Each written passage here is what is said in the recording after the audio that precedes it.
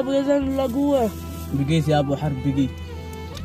قال ما يقطع المعروف في بعض البشر، بشر لو تبذل المجهود ما يقطعش فيه. فيه هي هكذا طبع الدنيا والمحتقر، محتقر والعوف والنكار والنذل السفيه. سفيه حسبت في المرجلة آخر صدر، صدر وإن الوفاء والقبيلة كان تحتويه، تحتويه لكن طلع والله ما يسوى ظفر كلمة رجاله يا خسارة بالسفيه. فيه كنت أعتبره صالب وفي لكن ظهر ظهر بنت بعصله ومن هي تشتريه، اشتريه بس اكتشفت ان الوفاء ما له اثر وان الزلط تلعب بحمران الوجيه. سلامتكم فوق راسي يا ابو يزن.